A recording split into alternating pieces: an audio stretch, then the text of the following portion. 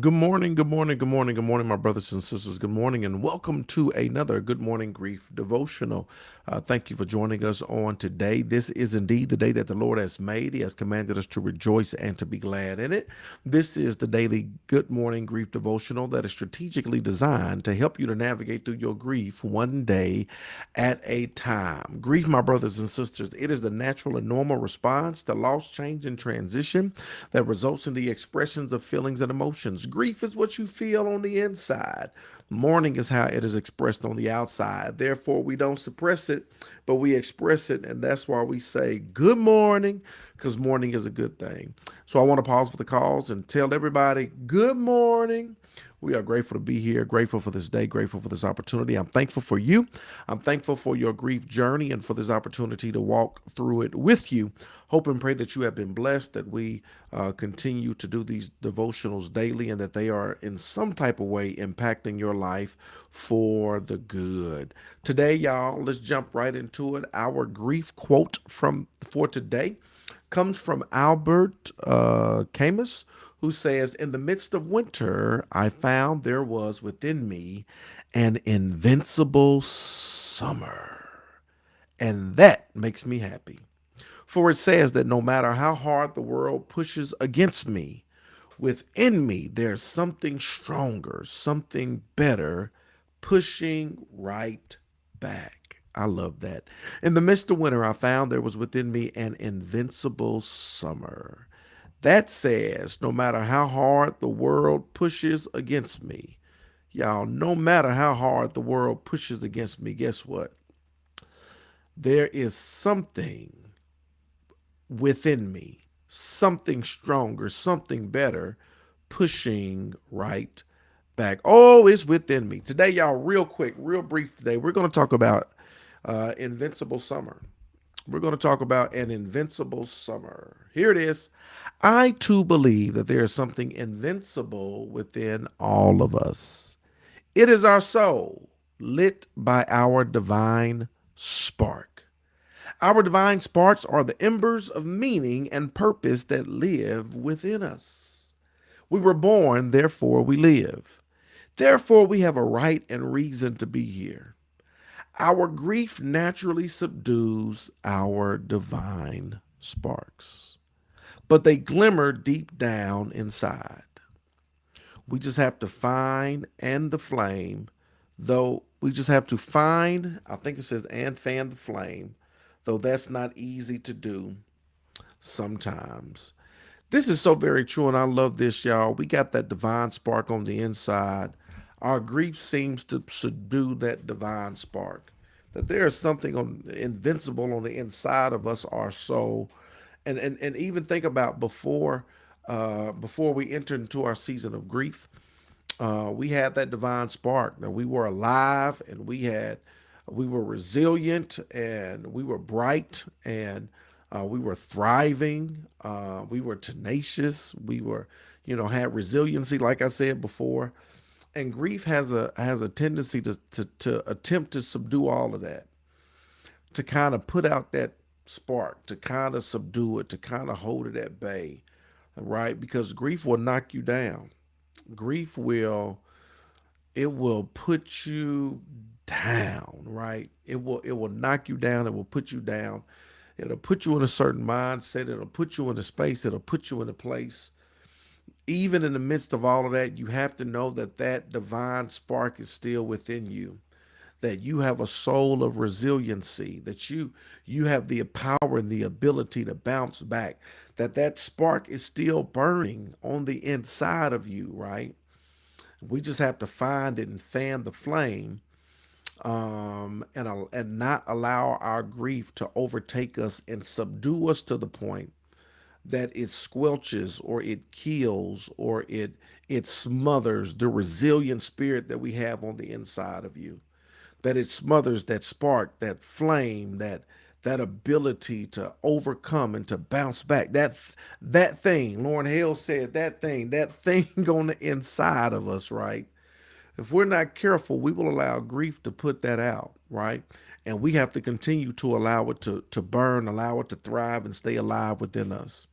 says, I too believe that there is something invincible within all of us. It is our soul, lit by our divine spark. Our divine sparks are the embers of meaning and purpose that live within us. The embers of meaning and purpose that live within us. Y'all, even in the midst of grief, we still have meaning. We still have purpose on the inside. It's hard to see sometimes. It's hard to dig it out underneath all of the grief, but you still have meaning and you still have purpose on the inside of you. We cannot allow the grief that we're going through to smother that spark that God put on the inside of you. That you still have meaning, you still have purpose on the inside. We were born, therefore we live. Therefore, we have a right and reason to be here. Our grief naturally subdues our divine sparks, but they glimmer deep down inside. We just have to find the flame, though that's not easy to do sometimes. We descend into our grief so that, like the phoenix, we can rise and transcend. I like that. And all the while, our invincible divine sparks glow within us, lighting the way. We descend into our grief so that, like the phoenix, y'all, we can rise and transcend. We will descend into our grief, but like the phoenix, we shall rise, right? This is what I want you to know and understand. I know it's hard, it's rough, it's tough. Times is hard, the hardest thing you ever dealt with, the hardest thing you've ever gone through. And depend on where you are, what stage you're in your grief, it may feel like you'll never rise. It may feel like you'll never overcome. It may feel like you'll never get to the top. It may feel like you'll never come out of this thing. But you have to know and understand, like that phoenix, y'all, we will rise. Your soul, your spirit is resilient, is what God put on the inside of you. You have the power and the ability to bounce back. You have the power and the ability to overcome. You have the power, the ability to navigate through this thing. And for those of you out there who feel so weak and you feel like you just don't have the strength to do it, I'm letting you know it's the way you were made. It's the way you were formed. It's the way you were fashioned. It's the way you were created. It's what God put on the inside of you, right? It's your makeup, your genetic, your spiritually genetic makeup, right? It's in the DNA of the spirit that's on the inside of you. And what you have to know and understand is that you will bounce back. You will rise. You will transcend. You will come through this thing. I just need you to hang on and hold on because it shall come to pass. All the while, our invincible divine sparks, guess what, y'all? They glow within us, lighting the way. Here's the final thought. There is within me an invincible summer. There is within me an invincible summer. Let's go back to the quote. In the midst of winter, your grief is winter. I found there was within me an invincible summer. In the midst of winter, that's the grief, y'all. That's the season you're going through.